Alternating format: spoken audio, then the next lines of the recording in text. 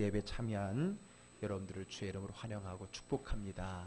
오늘 예배를 통한 또 하나님의 귀한 말씀이 들려지고 믿어지고 깨달아지고 또 변화로 이어질 수 있기를 주의 이름으로 축복합니다. 아멘. 우리 성탄절이 있는 12월, 성탄의 달 12월.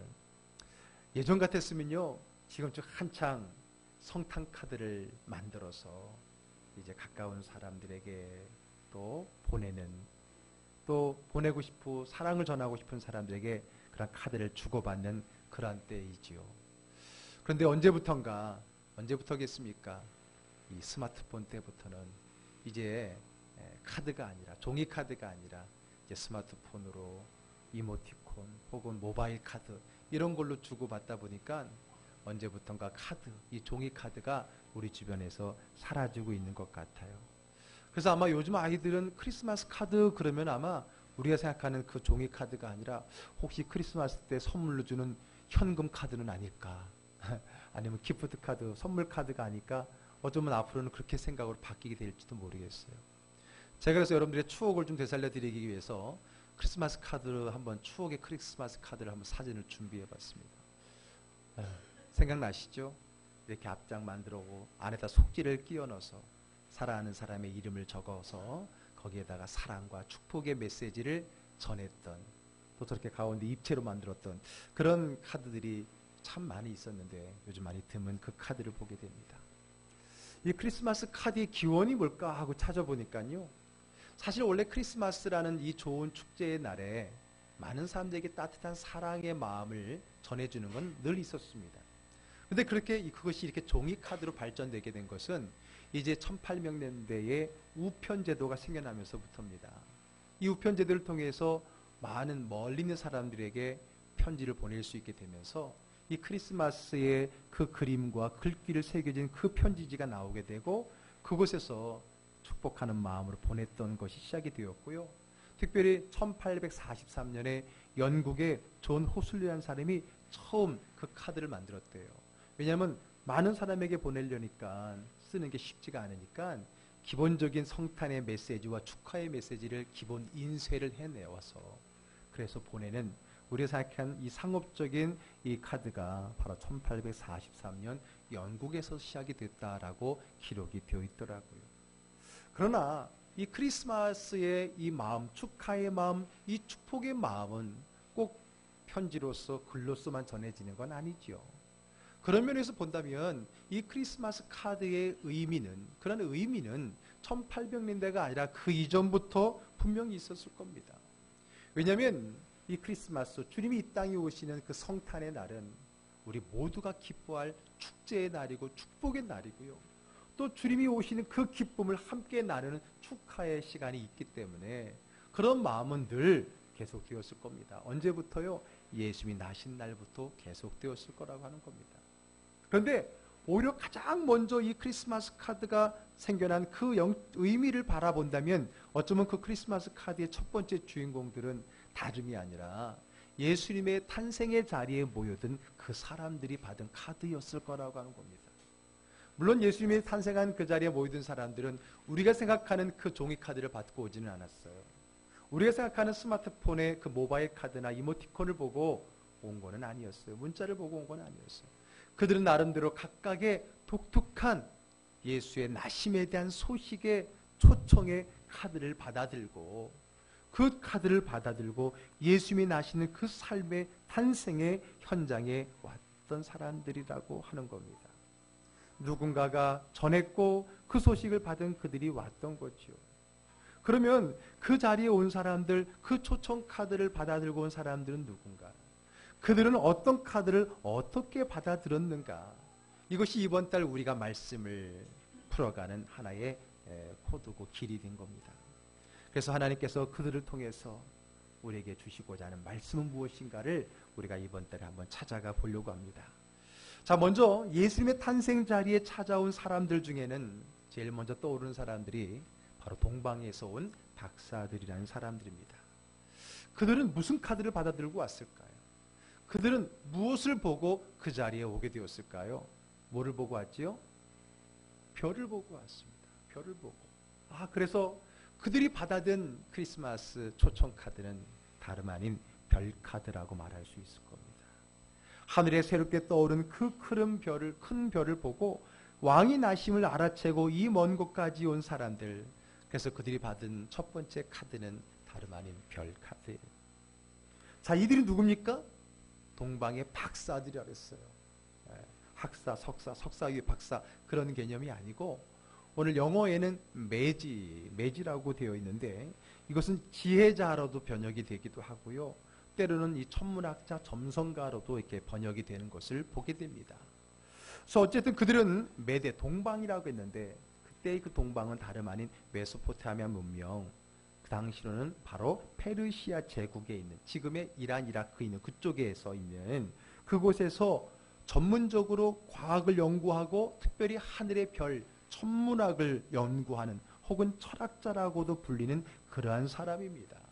그런 사람들이 하늘의 별을 연구하다가 새롭게 발견된 그 별을 보고 그 별이 지칭하는, 가리키는 그곳을 찾아, 그 사람을 찾아 오늘 여기까지 오게 되었다는 거예요.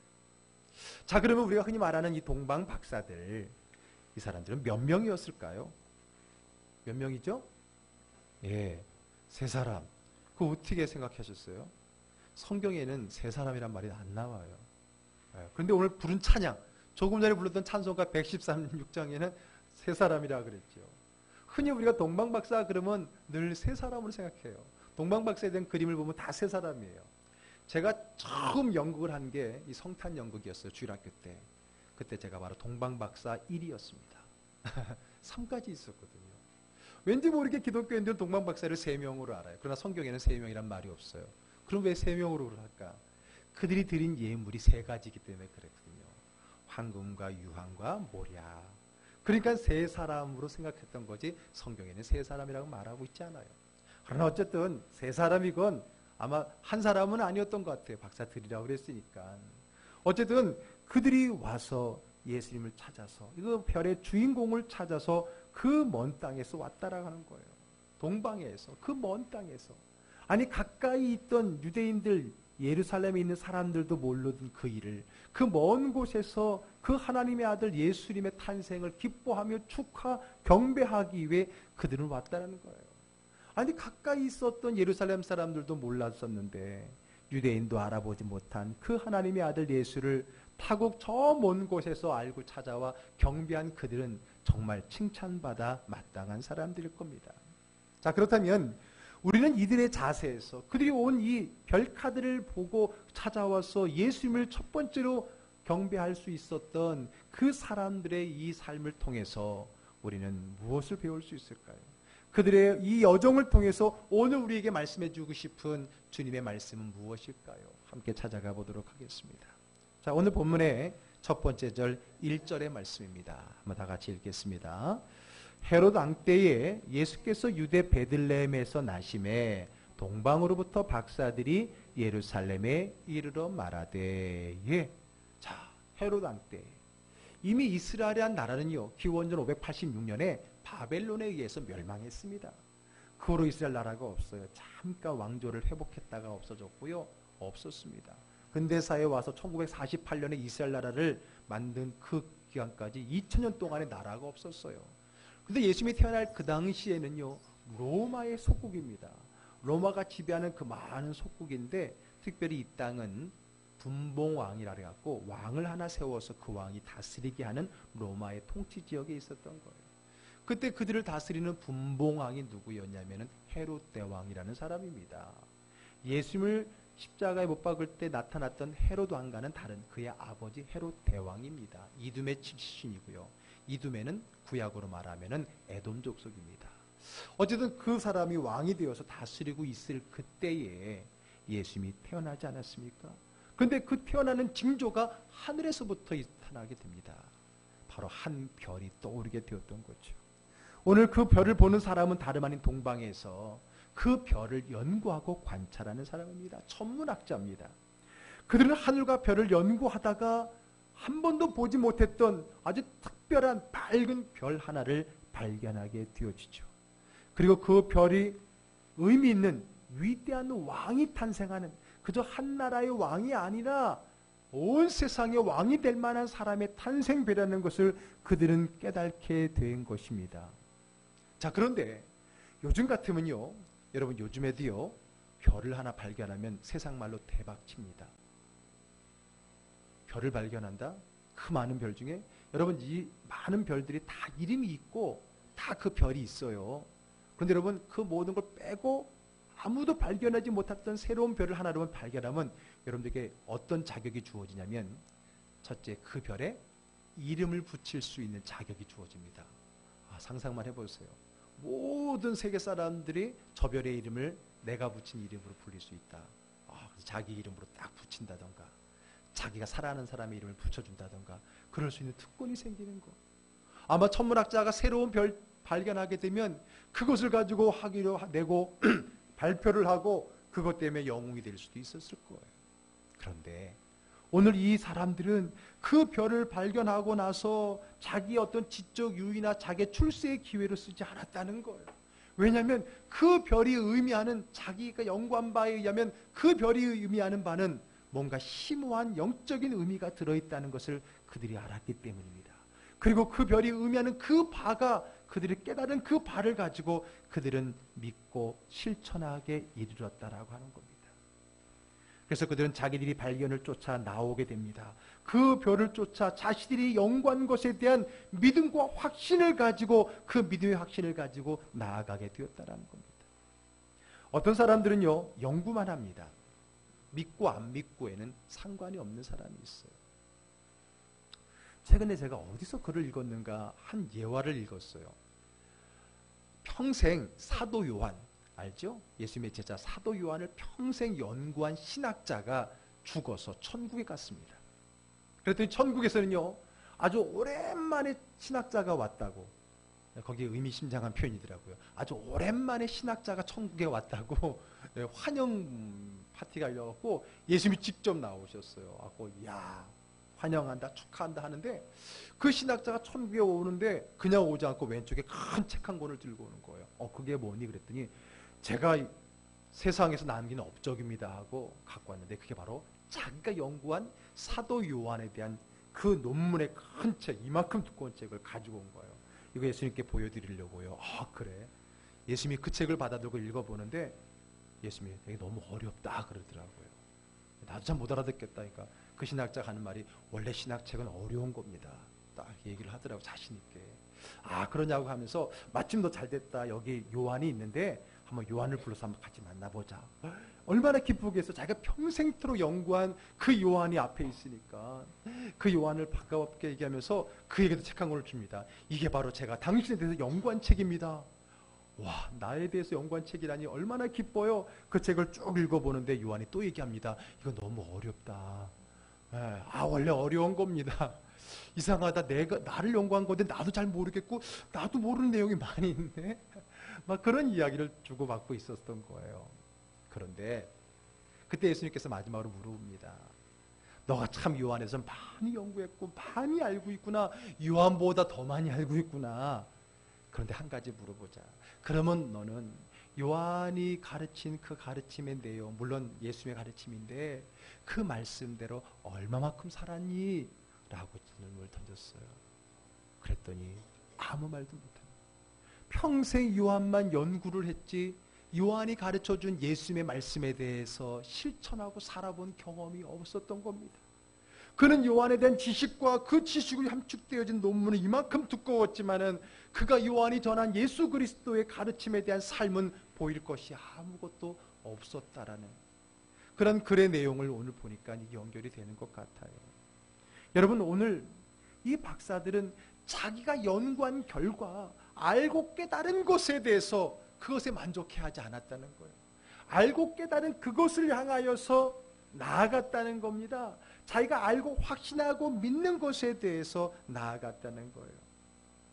성경은 우리에게 아는 것에만 머무른 신앙이 아니라 그 아는 것을, 믿는 것을, 깨닫는 것을 실천하는 행함의 믿음을 강조하고 있습니다. 디모데후서 3장 14절의 말씀을 한번 같이 읽어볼까요? 그러나 너는 배우고 확신한 일에 거하라. 너는 내가 누구에게서 배운 것을 알며 배우고 확신한 일에 거하라. 거하라는 것은 행하라는 거죠. 여호수아서 1장 8절의 말씀도 읽어보겠습니다. 이 율법책을 내 입에서 떠나지 말게 하며 주야로 그것을 묵상하여 그 안에 기록된 대로 다 지켜 행하라. 그리하면 내 길이 평탄하게 될 것이며 내가 형통하리라. 아멘. 예, 주야로 기록한 대로 지켜 행하라. 기록된 대로 다 지켜 행하라 라고 말하고 있습니다. 하나님은 오늘 우리에게 말씀을 주시고 깨달음을 주시고 은혜를 주시는 이유는 그렇게 살라고 하는 거예요. 아무리 그들이 그 별자리가 놀라운 왕의 별자리, 세상을 구원할 별자리라는 것을 알다면 그것이 끝이 아니라 그곳으로 나아가야 되는 거죠. 그래서 그들은 나아갔던 것입니다. 그 별을 찾아서 정처 없이 떠나게 되어진 겁니다. 여러분, 그들이 예수를 만나서 아기 예수께 앞에도 말씀드렸지만 황금과 유향과 모략이라는 세 가지 예물을 드렸는데, 여러분 그 예물을 언제 준비한 거예요? 가다가 백화점 들려 사간 거예요? 아니면 그 예루살렘 주변에서 급하게 구한 거예요? 아니에요. 그들은 처음부터, 왜냐하면 그 물품들은 당시 동방에서 소중하게 여기는 보물들이었기 때문에 자기가 있는 곳에서 가져간 거예요. 그 말은 뭡니까? 처음부터 결단하고 처음부터 나아갔다라고 하는 겁니다. 떠날 때부터 그 왕을 만날 거라는 믿음의 확신이 있었다는 거예요. 아니면 적어도 그렇게 되기를 기대하는 마음으로 그들이 떠났다라고 하는 것입니다. 여러분, 우리들의 문제는 뭡니까? 믿는 대로 살지 않는다는 거예요. 아는 건 아는 것이고 믿는 건 믿는 것이고 사는 건 또 다릅니다. 이게 우리의 문제입니다. 말씀을 들을 때 아멘 합니다. 거기에 대해 감동을 받습니다. 문제는 뭡니까? 그렇게 살지 않는다는 데 문제가 있습니다. 여러분들이 하나님의 말씀 모르는 게 문제가 아닙니다. 은혜 받지 않는 게 문제가 아닙니다.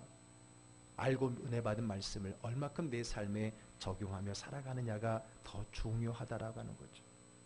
말씀은 그저 우리 마음속에 위로와 평안을 주는 그런 도구로만 생각하면 안 됩니다. 오늘 예배를 그저 한순간 마음에 평안하기 위해서 오는 그런 시간으로만 끝나서는 안 된다라는 겁니다. 우리가 목장 모임을 할 때 그 목장의 교재가 다른 데 있지 않냐고 그 설교를 가지고 하는 이유가 뭡니까? 오늘 들은 말씀, 깨달은 말씀, 은혜 받은 말씀을 어떻게 내 삶에 구체적으로 실행할까를 함께 고민해야 될 시간이 바로 목장의 모임이기 때문에 그런 것입니다. 여러분, 하나님의 말씀은 믿고 아는 것만이 아니라 그렇게 살아가야 될, 우리를 그렇게 살도록 명하시는 하나님의 말씀인 것을 기억하시길 바랍니다. 주일 말씀을 듣는 것으로만 끝나지 말고 삶에 실천할 수 있기를 주의 이름으로 축복합니다. 아멘. 아멘. 삶에 실천이 없는 것은 믿음이 아닙니다. 아는 게 아닙니다. 아는 게 중요한 게 아니라 사는 게 중요한 것입니다. 그런 면에서 본다면 오늘 이 동방 박사들은 연구하여 알게 된 것, 보게 된 것을 믿었고요. 그 믿은 것을 따라갔다라는 것입니다. 그게 위대하다라고 하는 거예요. 움직이는 믿음, 행하는 믿음이었던 거죠.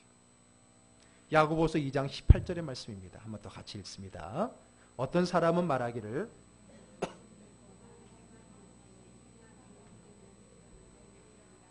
나는 행함으로 내 믿음을 내게 보이리라 하리라. 아멘. 또 2장 26절도 읽어볼게요. 영혼 없는 몸이 죽은 것 같이 행함이 없는 믿음은 죽은 것이니라. 아멘. 얼마큼 아느냐, 얼마큼 믿으냐가 아니라 얼마큼 믿는 대로 사느냐의 그 마음의 삶을 누리시기를 주의 이름으로 축복합니다. 아멘. 자, 우리 두 번째 2절 말씀 읽어보겠습니다.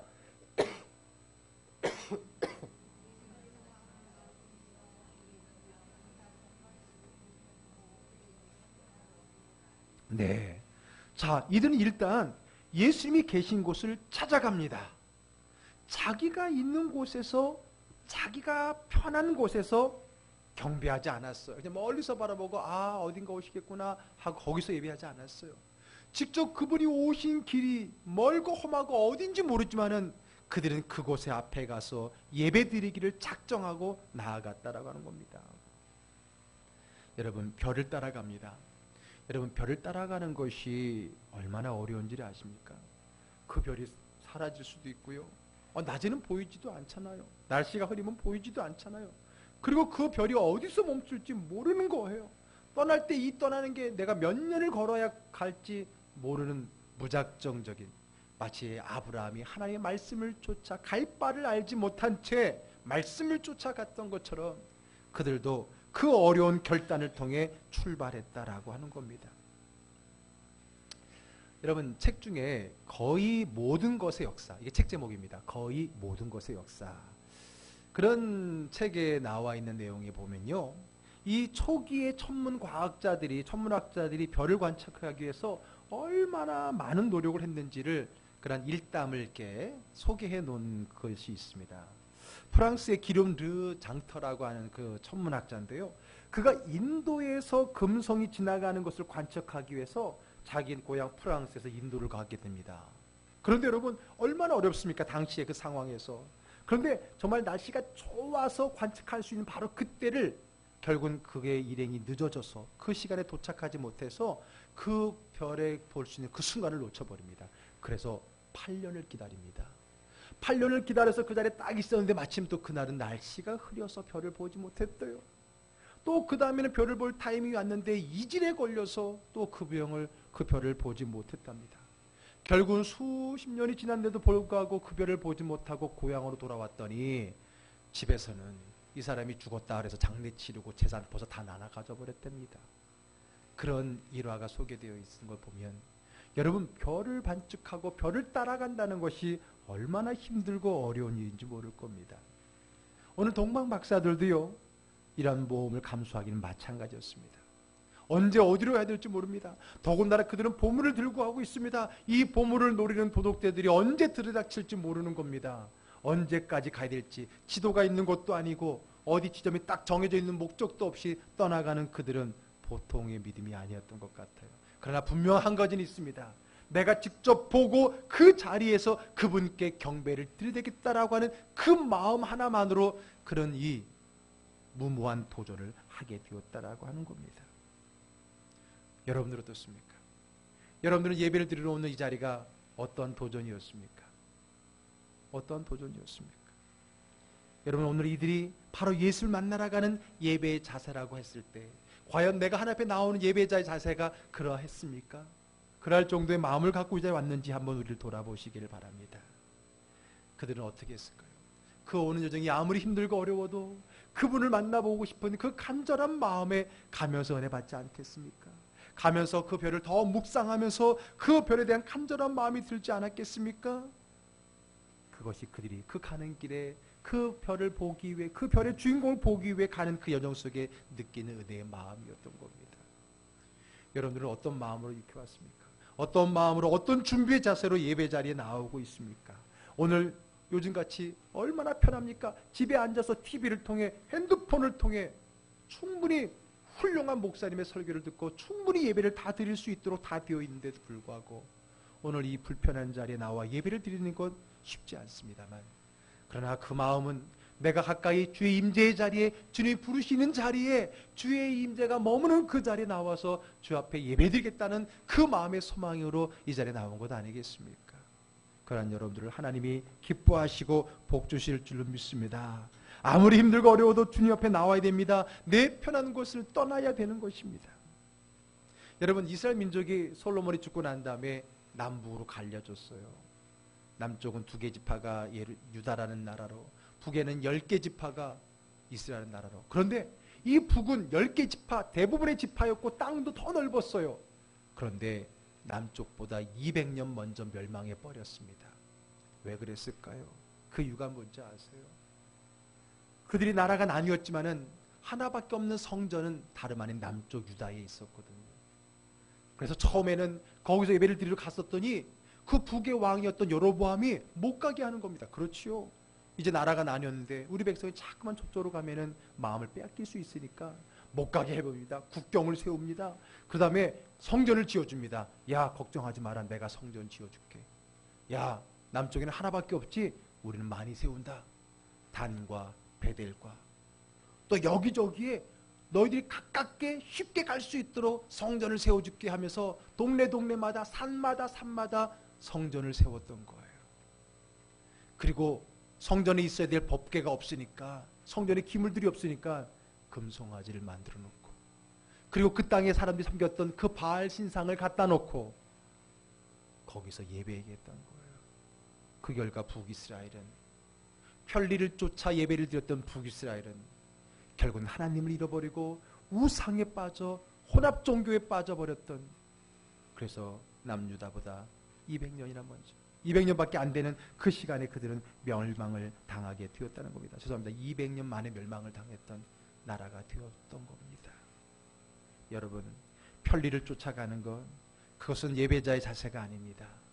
오히려 불편해도 오늘 이 동방박사들만큼 불편하겠습니까? 어렵겠습니까? 그럼에도 불구하고 주의 임재의 자리에 믿음으로 나아가기를 기뻐하는 저와 여러분 되기를 주의 이름으로 축복합니다. 내 편한 대로, 내 마음대로, 내 위주대로 예배자로 살아가는 것이 아니라 하나님이 원하시는 자리, 하나님이 기뻐하시는 자리에 하나님이 기뻐하는 예배자로 예배드리며 살아갈 수 있는 저와 여러분들이 되기를 주의 이름으로 축복합니다. 그것이 오늘 그 별카드를 들고 온 그 동방박사들이 우리에게 들려주는 예배자의 삶, 믿음의 삶의 모습이 아니겠습니까?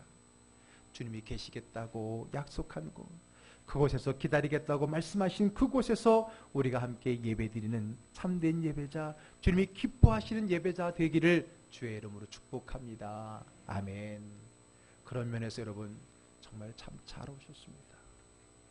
죄송합니다. 대견합니다. 훌륭합니다. 우리 옆 사람하고 인사할까요? 참 잘 오셨습니다. 훌륭하십니다. 참 훌륭합니다. 축복합니다. 자, 우리 세 번째는요, 이제 마지막 절로 벌써 갑니다. 12절로 가겠습니다. 우리 같이 읽습니다. 그들은 꿈에 헤롯에게로 돌아가지 말라 지시하심을 받아 다른 길로 곧게 돌아가니라. 예. 올 때 이제 별이 막 멈추는 것 같은데, 그래도 왕이 나면 당연히 왕궁에서 나겠지 하고, 글쎄 왕궁이 있는, 헤롯 왕궁이 있는 예루살렘을 간 거예요. 헤롯 왕에게 간 거예요. 저희들이 왕이 나는 별을 봤습니다. 당연히 왕궁이 나겠지요 하고 물어봤더니 헤롯이 왕비 및 또 뭐 궁녀들 중에 임신한 사람 찾아봤더니 아무도 없어요. 그러니까 자기가 아이는 하나도 없어요. 분명히 다른 데서 왕이 난다면 내 왕위가 위태로워진 거 아니에요? 겉으로는 그런 왕이 났다면 나도 경배해줘, 나도 알려주세요, 찾으면 그렇게 했지요. 어쨌든 그렇게 찾아갔습니다. 그 별이 멈춘 데 찾아가서 베들레헴에서 아기 예수에 경배했습니다. 그런데 그날 밤에 천사가 그에게 밤에 나타납니다. 그러면서 헤롯에게로 가지 마라. 헤롯에게로 가지 마라. 왜요? 헤롯은 이 사실을 통해 아기 예수를 죽이려고 하는 거니까. 그러면서 새로운 길로, 오던 길이 아닌 다른 길로 가라라고 지시했고, 그들은 그 말씀을 따라서 헤롯에게로 가지 않고 천사가 하나님이 지시한 길로 곡으로 돌아갔다라고 오늘 성경은 이야기를 하고 있습니다. 온 길이 아니라 다른 길로 갔다는 거예요. 이것을 통해서 우리가 한 가지 더 은혜를 받기를 원해요. 예수님께 예배드리기 전의 길과 예수님께 예배드리고 나서의 길이 달라야 된다는 겁니다. 믿기 전의 삶과 믿고 나서의 삶이 달라야 된다는 겁니다. 믿으러 올 때는 별을 보고 왔어요. 무슨 징조를 가지고 왔어요. 그러나 돌아갈 때는 하나님 말씀의 길로 가야 됩니다. 아멘. 지금은 어떤 상황 때문에, 징조 때문에 여러분들 여기 왔어요. 그러나 지금부터는 주신 말씀을 붙들고 말씀의 길을 걸어가는 것이 예배자의 삶인 것을 믿으시기를 바랍니다. 아멘. 그렇습니다. 그들은 천사가 준 하나님의 메시지를 따라가게 되었던 겁니다. 온 길과 다릅니다. 이전에 내가 살아왔던 곳과 이제 살아갈 길이 다르다라고 하는 겁니다. 이제는 주님의 뜻대로 살아가야 되는 겁니다. 그러므로 예배는 끝이 아니라 새로운 삶의 시작이 되는 것입니다. 다른 길로 갔다는 것은 헤롯이 원하는 길이 아니라, 잘 아는 길이 아니라, 왔던 길이 아니라, 내가 가고 싶은 길이 아니라 주님이 말씀하신 길, 주님이 제시한 길, 그 길을 따라가는 거예요. 그것이 바로 말씀의 길인 겁니다. 그리고 그 말씀의 실제이신 예수님입니다. 예수님 말씀하셨습니다. 내가 곧 길이요 진리요 생명이니 나로 말미암지 않고는 아버지께로 갈 자가 없느니라. 아멘. 여러분, 교회 오기 전에 얼굴과 교회 떠나서 집에 갈 때 얼굴이 달라야 됩니다. 교회 오기 전에 마음과 교회 집으로 돌아갈 때 마음이 달라야 됩니다. 물론 뒤가 더 좋아야죠. 더 밝아야지요. 힘들고 어려웠던 사람이 예배드리고 하나님 앞에 위로와 평강을 가지고 환한 얼굴로 돌아가야지요. 수고하고 무거운 짐 자들이 이곳에 와서 그거 다 내려놓고 가볍게 돌아가야지요. 갈 바를 알지 못해 방황하던 사람들이 새로운 꿈과 비전을 가지고 희망을 가지고 달려가는 길로 가야지요. 내 생각대로 징조를 보고 왔지만 갈 때는 하나님 말씀 붙들고 말씀의 길을 가야지요. 아멘. 이게 바로 오늘 동방박사들이 별카드를 들고 와서 하나님 안에 예배드린 자의 또 다른 변화된 삶이었다는 겁니다. 그들은 주를 만나고 변화되었다라고 하는 겁니다. 이렇게 하나님 말씀에 순종하며 살 때 그들의 삶의 경배는 계속 되어지는 것입니다. 이들의 말씀의 순종 가운데, 이들의 일 가운데 우리 주님은 어디서나 함께 하시기 때문에 어디서나 주의 길을 갈 때 주님은 우리의 경배를 받으실 수가 있는 것입니다. 아마 기독교에 관한 서적을 좀 여러 번 읽으셨던 분들이라면 리차드 포스터라고 하는 저자를 한두 번쯤은 그런 책을 보셨을 거라고 생각됩니다. 현대 목회자들에게도 많은 영향을 끼치는 리차드 포스터라는 분의 책에 보면요, 이렇게 표현하고 있습니다. 예배가 우리를 더 큰 순종으로 이끌지 못한다면 그것은 진정한 예배가 아니다. 예배를 드렸는데, 좀 해석하면 예배를 드렸는데도 불구하고 여전히 하나님 말씀에 대한 삶이 없다면 그것은 예배를 드린 게 아니라는 거예요. 그저 한순간 복잡한 마음에 위로받는 시간이었다는 겁니다. 여러분, 잠깐 한 시간 우리의 마음을 평안하게 해주는 것은 이 세상에 많습니다. 여러분, 요즘에 보세요. 요즘에는 강연이 유행이잖아요. 세바시, 세상을 바꾸는 시간. 짧은 시간에 그 명강의를 통해서 얼마나 많은 사람들이 요즘 말하는 힐링을 얻고 위로를 받고 힘을 얻는지 몰라요. 요즘은 그래서 강사들이 유행이에요. 막 강사들이 한 10분 몇 분 하면서 사람들을 막 울렸다 웃기고 마음에 감동을 줍니다. 그러나 잠시의 마음에 위로를 얻고 감동을 주지만 그들의 삶은 변화되지 않습니다.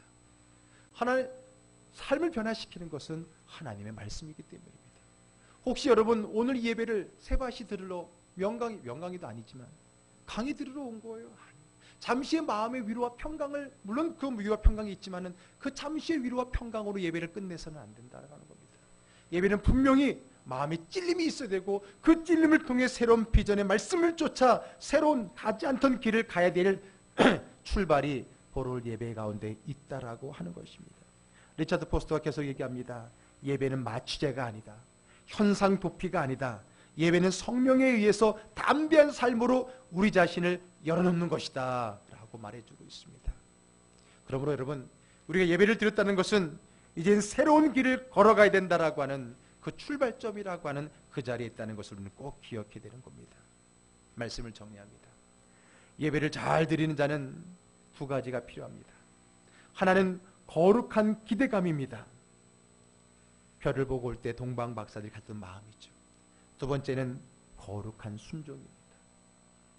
그분을 만나고 다른 길로 갔던 그들을 가리키는 겁니다. 거룩한 기대감으로 왔다가 그 주님 만나며 거룩한 순종을 향해 나아가는, 그것이 오늘 동방박사들이 그 별카드를, 최초의 크리스마스 별카드를 받아들고 예수님께 나와왔던 그들이 우리에게 보여주었던 믿음이고 예배자의 삶입니다.